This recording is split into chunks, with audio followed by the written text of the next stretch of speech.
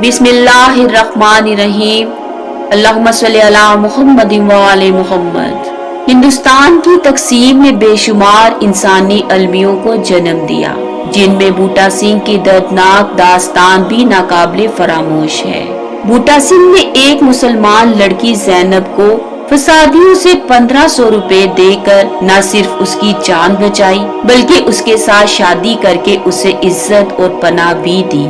ज़ैनब ने एक बच्ची को जन्म दिया, जिसका नाम तनवीर रखा गया। 3 साल बाद बूटा सिंह को खबर मिली कि फसादात में जो लड़कियां गुम हुई थीं, गवर्नमेंट उनको तलाश कर रही है। इसी दौरान मुखबरी होने पर पुलिस ने ज़ैनब को बूटा सिंह से छीनकर पाकिस्तानी कैंप में पहुंचा दिया। बूटा सिंह की तो दुनिया ही उजड़ गई। वो फौरन दिल्ली चला गया और जामे मस्जिद जाकर इस्लाम कबूल कर लिया। उसका नया नाम जमील अहमद रखा गया। इस तब्दीली के बाद बूटा सिंह पाकिस्तान हाई कमीशन पहुंचा और अपनी बीवी की वापसी का मुतालिबा करने लगा, लेकिन उसका ये मुतालिबा नामंजूर कर दिया गया। 6 महीने तक बूटा सिंह रोज अपनी बीवी से मिलने कैंप जाता रहा। आखिर एक दिन पाकिस्तान में ज़ैनब के रिश्तेदारों का पता चल गया। ज़ैनब को पाकिस्तान भेजने का फैसला हुआ। रुखसत होते वक्त बूटा सिंह और ज़ैनब दोनों ही बहुत रोए। ज़ैनब ने कसम खाई कि वो अपने शोहर और बच्ची के साथ रहने के लिए बहुत जल्द वापस आएगी।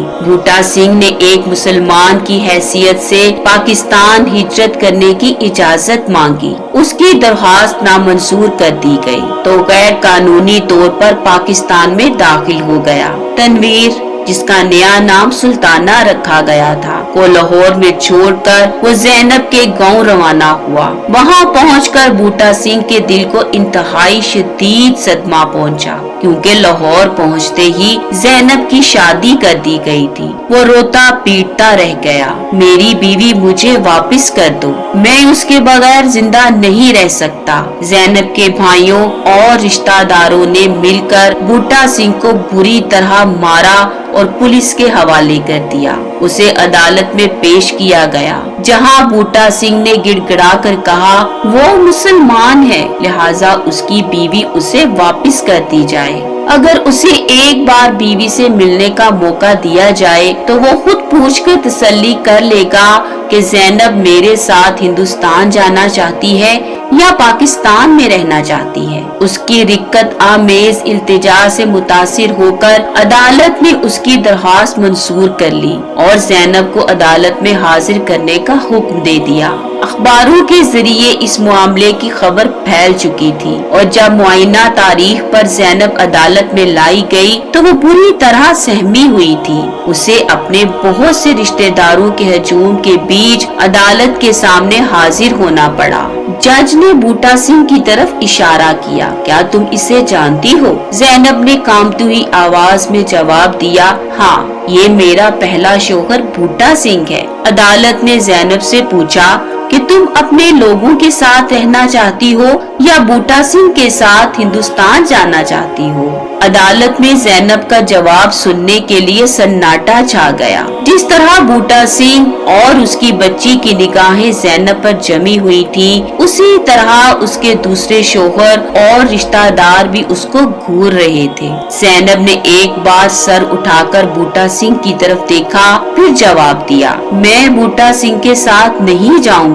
इस इनकार की वजह ये थी कि ज़ैनब के रिश्तेदारों ने उसके जहन में ये बात बिठा दी थी कि बूटा सिंह मुसलमान नहीं हुआ, बल्कि मुसलमान होने का ढोंग रचा रहा है। अगर ज़ैनब ने हिंदुस्तान जाने के बारे में एक लफ्ज भी मुंह से निकाला तो उसके हक में अच्छा नहीं होगा। ज़ैनब की जुबान से इनकार सुनकर बूटा सिंह के पैरों तले से जमीन सिरक गई। वो इस तरह लड़खड़ाया कि उसे अदालत के जंगले का सहारा लेना पड़ा। फिर वो अपनी बेटी का हाथ पकड़कर ज़ैनब की तरफ बढ़ा और कहा, ज़ैनब, मैं तुमसे तुम्हारी बेटी नहीं छीनूंगा, इसे तुम्हारे ही सुपुर्द कर रहा हूँ। फिर उसने अपनी जेब से सारे पैसे निकालकर बेटी के हाथ पर रख दिए और रोते हुए कहा, ज़ैनब, मेरी जिंदगी में तुम माँ बेटी के बाद अब क्या रह गया है? عدالت نے زینب سے دریافت کیا کیا وہ اپنی بیٹی واپس لینا چاہتی ہے۔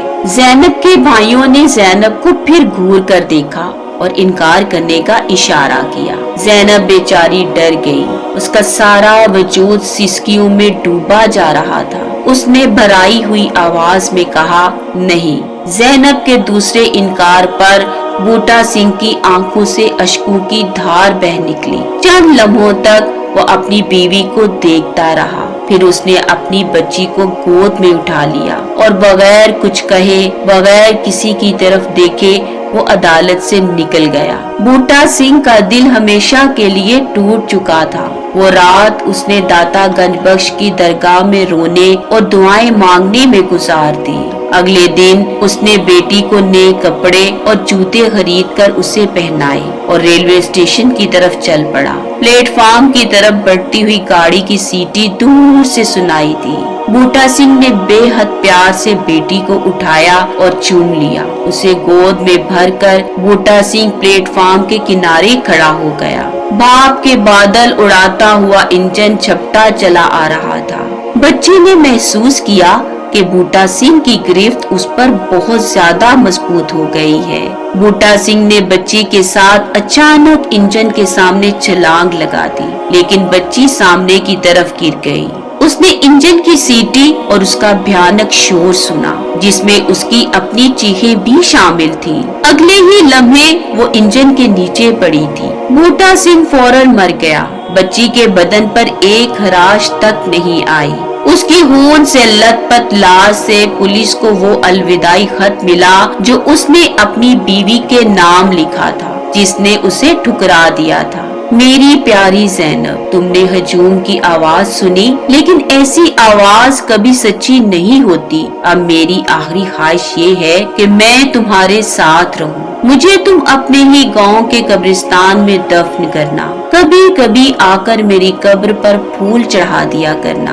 میرا خدا جانتا ہے کہ میں سچے دل سے مسلمان ہوا ہوں۔ بوٹا سنگھ کی المناک موت کی خبر پورے لاہور میں آگ کی طرح پھیل گئی۔ ہزاروں مسلمان اس کے جنازے کے ساتھ زینب کے گاؤں آئے، مگر وہاں اس کے رشتہ داروں نے میت کو دفن نہیں ہونے دیا۔ انتظامی افسروں کی ہدایت پر اسے لاہور کے میانی صاحب قبرستان میں دفن کر دیا گیا۔ اس کی قبر پر لوگوں نے اتنے پھول چڑھائے کہ پھولوں کے پہاڑ بن گئے۔ بوٹا سنگھ کو اتنی زیادہ عزت ملنا زینب کے خاندان والوں کو گوارا نہ ہوا۔ انہوں نے ایک گروہ لاہور بھیجا جس نے بوٹا سنگھ کی قبر کو نہ صرف توڑا پھوڑا بلکہ اسے ناپاک بھی کر دیا۔ اس وحشیانہ حرکت سے سارا لاہور سناٹے میں آ گیا۔ لاہور والوں نے بوٹا سنگھ کو دوبارہ دفن کیا اور اس کی قبر کو ایک بار پھر پھولوں سے ڈھک دیا۔ اس بار سینکڑوں مسلمان